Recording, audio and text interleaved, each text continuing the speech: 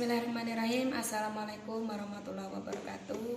Perkenalkan, nama saya Erni Kurniasi. Saya mahasiswi semester 5 Program Studi Manajemen Pendidikan Islam Fakultas Tarbiyah di Sekolah Tinggi Agama Islam Miftahul Ulum Mukomuko Bengkulu. Baiklah, di sini saya akan mempresentasikan hasil telaah materi PAI di Madrasah Ibtidaiyah Swasta atau MIS Darul Ilmi yang bertempat di Desa Karangjaya, Kecamatan Teras Terunjam, Kabupaten Mukomuko, untuk memenuhi tugas ujian akhir semester pada mata kuliah telaah materi pendidikan agama Islam di madrasah dengan dosen pengampu Yenita Zuryani MPD. Baiklah, langsung saja di sini untuk materi PAI di sekolah yang saya ambil untuk ditelaah itu adalah mata pelajaran Al-Quran Hadis. Di sini mata pelajaran Al-Quran Hadis yang saya ambil di Madrasah Ibtidaiyah Swasta atau MIS Darul Ilmi ini tepatnya di kelas 5.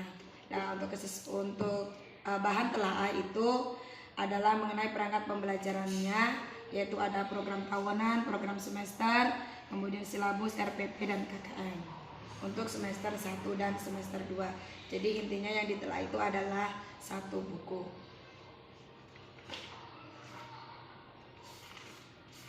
Baiklah, di sini yang akan saya telaah di mata pelajaran Al-Quran di sini keseluruhannya dari semester 1 dan semester 2 itu ada 8 bab. Nah, ada 8 bab. Jadi di sini untuk melihat dari program tahunannya. Jadi untuk semester 1 itu ada 3 bab. Untuk semester 1 itu ada 3 bab, di mana di sini dengan KD 3.1-nya yaitu memahami arti dan isi kandungan Al-Quran surat Al-Adiyat dan surat At-Tin. Kemudian untuk keterampilannya 4.1 dan 4.1.1 dan 4.1.2.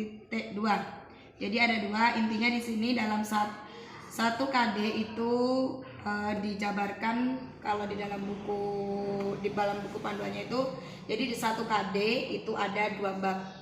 Dan satu KD itu dijabarkan dalam intinya sama 2 bab itu satu KD, memahami arti dan isi kandungan Al-Quran surat Al-Adiyat dan surat At-Tin.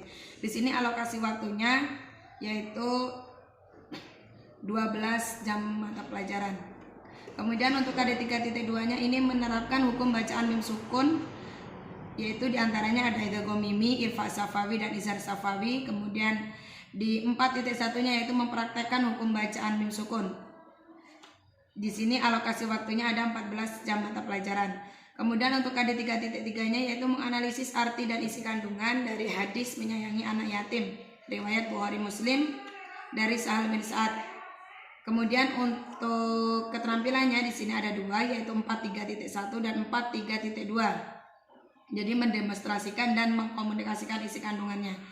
Jadi untuk alokasi waktunya di bab 3 ini ada 14 jam mata pelajaran.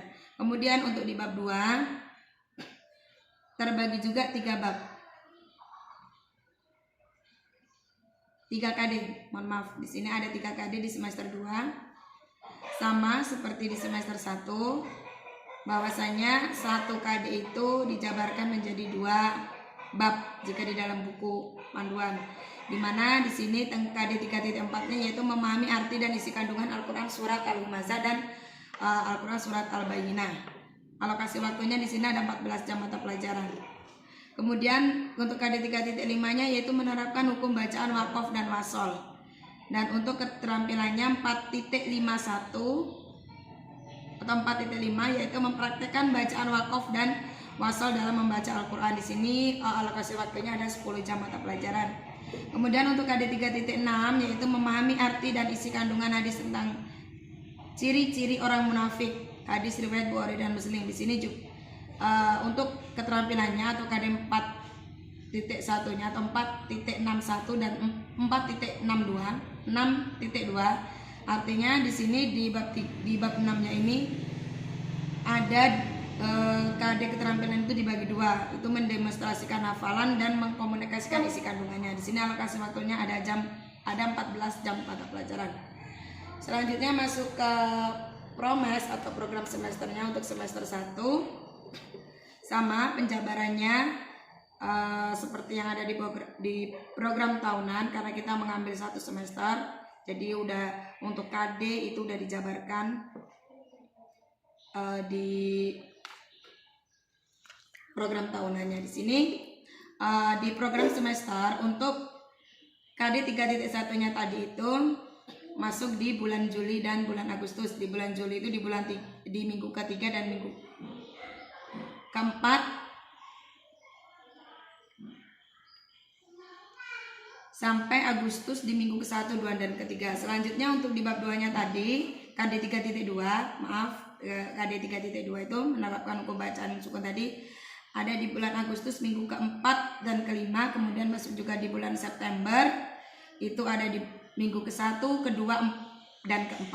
Kemudian untuk KD 3.3-nya yaitu menganalisis arti dan isi kandungan hadis tentang menyayangi yatim tadi itu masuk di bulan Oktober di minggu ke-3 dan minggu ke-4.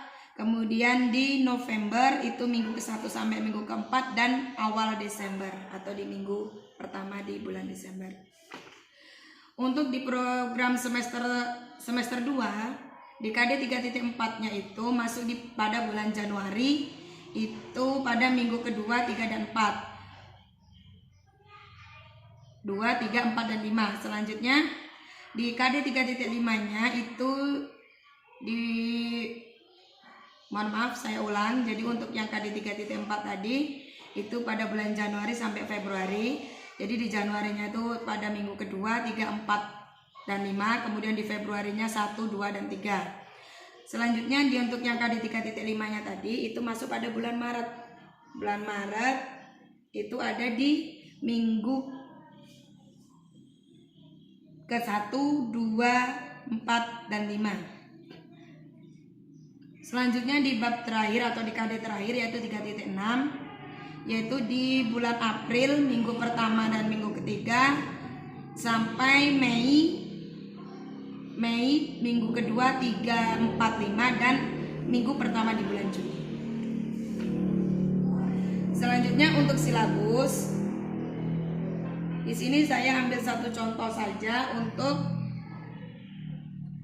di semester 1. Untuk di semester 1 di sini silabus ini untuk kompetensi dasarnya ada KD 1.1 itu menerima Quran surat Al-Adiyat dan surat Atin, kemudian ada KD 2.1 menjalankan sikap tanggung jawab dalam melaksanakan tugas. Di sini untuk KD 1.1-nya pembelajarannya dengan membimbing penghayatan terhadap ajaran yang terkandung di dalam Quran surat Al-Adiyat dan surat Atin.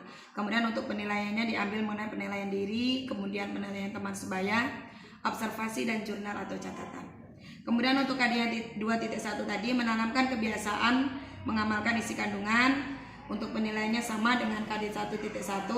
Kemudian di KD 3.1 untuk pembelajarannya yaitu ada mengamati, kemudian ada menanya, mengeksplorasi, mengasosiasi, dan mengasosiasi.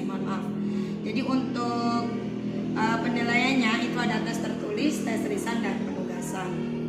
Dengan alokasi waktunya tadi 6 kali tatap muka, 12 kali 35 menit. Untuk RPP atau rencana pelaksanaan pembelajaran di sini saya ambil satu contoh saja. Di sini adalah mengenai materi pokoknya tentang arti dan isi kandungan Quran surat Al-Adiyat. Nah, di sini alokasi waktunya 6 jam pelajaran dikali 35 menit. Dalam RPP ini diantaranya ada tujuan pembelajaran, kemudian ada kompetensi dasarnya, kemudian ada indikatornya, ada materi esensinya, di mana materi esensinya ini adalah arti dan isi kandungan di dalam surat Al-Adiyat. Kemudian untuk metodenya dapat digunakan metode simulasi, percobaan, diskusi, kemudian tanya jawab, penugasan, dan ceramah. Untuk medianya digunakan buku siswa Al-Quran. Dan buku ini untuk bukunya sendiri di sini buku yang dipakai buku Al-Qur'annya di sini di Miss Darul Ilmi sudah menggunakan kurikulum K13 dan ini pun yang terbaru, artinya di sini dari Direktorat KSKK Madrasah Direktorat Jenderal Pendidikan Islam Kementerian Agama Republik Indonesia tahun 2020. Jadi ini udah revisi yang terbaru tahun 2020 buku yang dipakai di Miss Darul Ilmi.